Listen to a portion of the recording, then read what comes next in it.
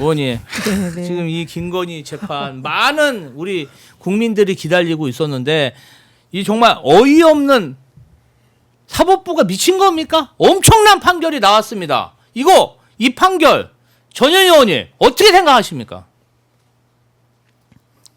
어이가 없습니다. 예. 야, 진짜 저는 한 15년쯤 나오지 않을까. 구형량이 좀 적다.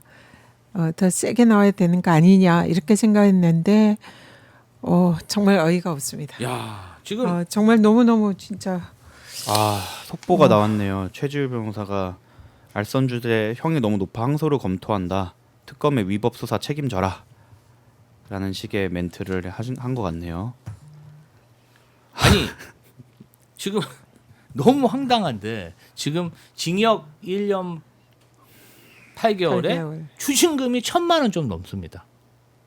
아니 그럼 주가 조작으로 벌어들인 그 수십억 원의 돈 이거 그럼 김건희가 그러면 1년 8개월 아니요, 거긴 무죄니까 아예 거기에 대해서는 아니 그러니까 1년 8개월 후에 이제 만약에 나온다면 그 엄청난 재산을 가지고 또 다시 흥청망청하면서 새로운 검사들과 함께 새로운 미래를 또 기약하지 않을까. 이게 법이라는 게 원래 상식이거든요. 네. 그러니까 우리가 법이라고 얘기하지만 법원의 판결은 국민들의 상식에 기반을 해야 됩니다. 지금 김건희가 사실상 도이치모터스 주가 조작을 했다. 그리고 기존의 검찰에서 밝혀내지 못했던 많은 증거들이 특검에서 나왔어요. 실제로 김건희가 정권사 직원이랑 이 수익 배분을 이렇게 암시하는 그런 통화됐다는 녹취록도 나왔지 않습니까? 특검에서 여러 가지 정황이나 증거들이 김건희가 사실상 이 시세 조종에 참여했고 그 주가 조작에 가담했다라는 게 거의 증거로서 밝혀졌다 이렇게 보이는데 그런 것을 다 무시를 하고 원래 검찰의 수사 결과로 간 것은 이거는 국민의 상식에 어긋난다. 그리고 그런 상식에 기반한 판결을 해야 하는 법원이 사실상 알 수 없는 이유로 김건희에게 무혐의라는 선물을 안겼다. 이거는 국민을 배반한 행위가 아닌가 그런 생각이 듭니다. 저는 전현희 전 최고위원님. 네, 지금 오늘 네, 우인성 판사가 판결문을 읽으면서 네, 많은 국민들이 이해할 수 없는 두 가지 사항에 대해서 정말 특히 이것에 대해서 네. 자 명태균 여론 조작 관련해 가지고 범죄라도 계약서가 없으면 무죄다 이런 류의 또 발언을 했고요. 자 통일교 매관 매직 이 혐의 관련해서도 돈 받은 김건희가 달라고 하지 않으면 뇌물이 아니다. 정상을 참작했. 이게 정말 말이 되는 논리입니까?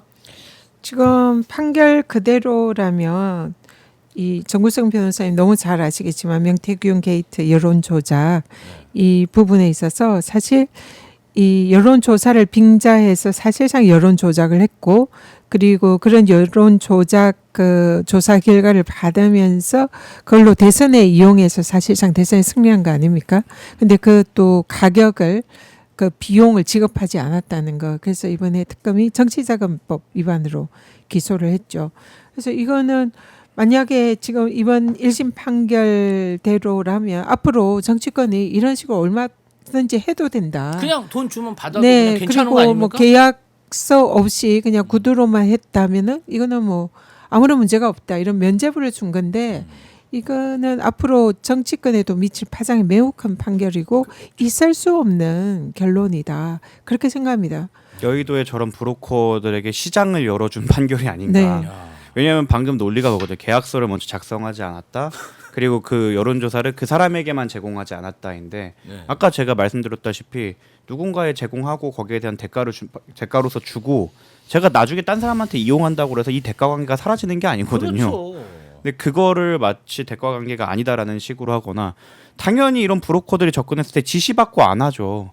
일을 해와서 그 브로커랑 거래를 트는 건데 지시관계가 없었다라는 걸로 이거를 무혐의를 주는 건 여전히 납득이 좀 어렵고 저는 재판부도 비판을 해야 되지만 특검에 대해서도 좀 비판을 해야 될 것 같습니다. 이 부분에 대해서 사실 최주 변호사가 계속 이런 논리로 주장을 해왔거든요. 네. 근데 충분히 거기에 대해 반박할 만한 녹취부터 시작해서 많은 자료가 있었습니다. 근데 이거를 못 해갔다.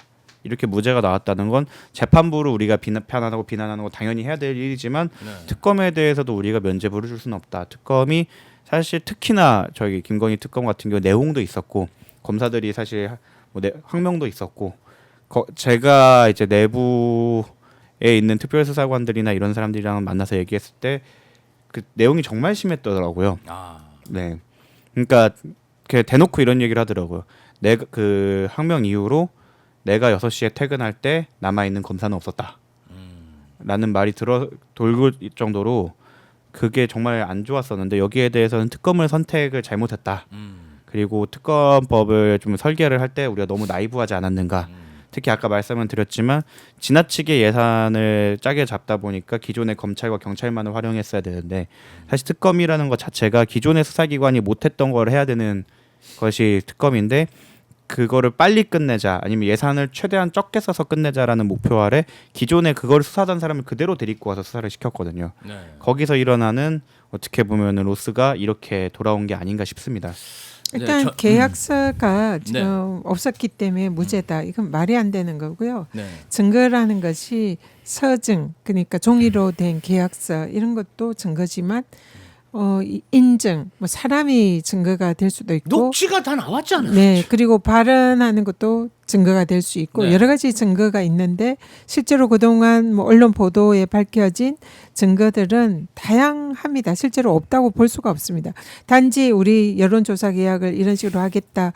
그 서면에 종이 계약서가 없다고 해서 그걸 증거가 없다. 이렇게 하는 것은 옳지 않고요. 그러니까 이거를 뭔가 봐주기 하려는 그런 의도의 판결이 아니었냐.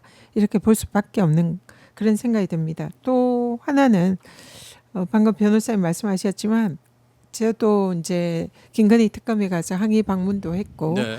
이 수사에 의지가 없는 거 아니냐 뭐 이런 부분에 대해서도 당시에 좀 의혹을 제기를 했었는데 실제로 그 김건희 특검에 파견된 검사들이 수사에 대해서 중간에 수사를 뭐 그만두고 복귀하겠다 이런 그때 상황도 있었지 않습니까? 그렇죠.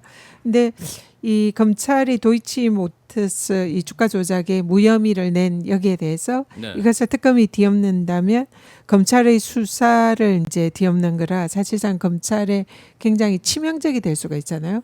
그래서 특검에 파견된 검사들이 이 부분에 대해서 뭔가 좀 소극적으로 한 게 아닌가 지금 결과론적으로 볼 때는 그런 생각이 들고요. 정말 의지를 가지고 수사를 제대로 했는가, 증거를 제대로 제시했는가 이 부분은 뭐 사법부의 잘못도 있지만 특검의 잘못도 묻지 않을 수가 없을 것 같습니다. 네. 헌정사 첫 전직 대통령 부부인 윤석열, 김건희가 어찌 됐던 동시 실형이 선고돼서 복역을 하고 있습니다. 자, 동시 실형 선고의 어떤 역사적 의미, 전현희 전 최고위원님은 어떻게 생각하시는지 궁금합니다. 이 동시 실형의 의미가 지금 김건희의 이 이제 말도 안 되는 솜방망이 처벌로 약간 퇴색이 되기는 했습니다만 네.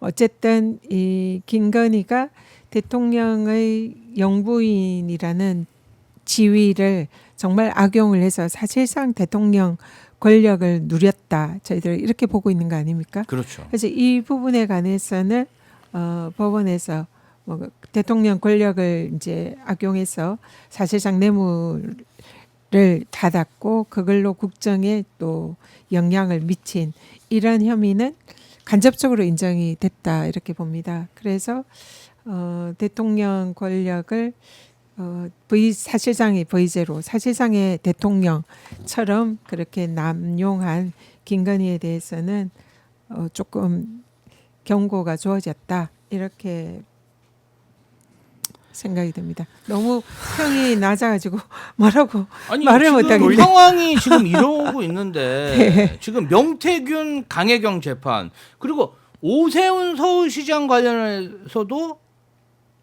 지금 이 논리대로라면 지금 재판이 진행되고 있는데 그렇다면은 그럼 오세훈 이 기름장어 오세훈 이거 오세훈도 그러면 이 논리면 무죄 나올 가능성이 큰 거 아닙니까? 조금 더 명징하긴 해요. 왜냐하면 오세훈 같은 경우는 대납이 들어가서 돈이 들어간 구조가 있기 때문에 그거에 대해서는 조금 더 대납 구조가 조금 더 명징하긴 하지만 지금 이 판사님의 논리대로라면 똑같은 구조거든요. 계약서 없이 진행되었고 오세훈이 지시하였다고 볼 수는 없죠. 명태균과 어떻게 보면 딜을 한 거지 상명하복의 관계가 아니었기 때문에 그랬다는 거랑 그리고 그걸로 인해서 무엇을 받았느냐라고 했을 때 김건희 씨 같은 경우는 김영선 공천이라서 그게 연관관계가 입증이 안 됐지만 오세훈 씨는 김한정 씨를 통해서 들어간 돈이 있기 때문에 그 부분은 좀 괜찮지만 이 정도의 관점에서 본다면 저는 도대체 뭐가 유죄가 나올 수 있을지 모르겠어요. 저는 이거는 걱정인 게 명태균 재판뿐만 아니라 일반 저희가 의뢰인을 만났을 때 왜 너는 무죄를 못 받느냐라고 했을 때 피해갈 수 없을 정도로 이렇게 변호인의 의견서를 그대로 인용해 주는 경우는 없거든요. 우리가 그 박근혜 전 대통령 때 최순실 국정농단이 있었지 않습니까? 있었죠. 그때 최순실 국정농단 사건에 대해서 그야말로 우리가 그때 처음 보던 그 윤석열이 그 경제적 공동체 뭐 이런 개념으로 대통령과 최순실이 경제적 공동체니까 거기에 최순실에 준 돈이 이제 뇌물이다. 이런 그때 당시는 생소한 이론까지 끄집어내면서 사실상 이 국정농단에 대해서 단호한 단죄를 했고 최순실이 아직도 그래서 감옥에 있습니다. 사실은 근데 지금 김건희가 저지른 범죄는 최순실이 감옥에서 정말 억울하다 생각할 정도로 훨씬 더 그 재질이 중하고 더 중대 범죄다. 이게 이제 대부분 생각하는 국민들이 생각하는 상식입니다. 그런데 그런 김건희에 대해서 이 정말 특검이 단호하게 심판하려는 의지가 있었느냐 이것도 진짜 묻지 않을 수가 없고요. 뭐 거기에다가 법원의 지금 솜방망이 처벌은 김건희의 이 국정농단에 대해서 사실상의 그 중대성이나 심각성을 전혀 인지 못하는 그런 상식에 어긋난 판결이 아닌가 이렇게 볼 수밖에 없는 것 같습니다. 오늘 정말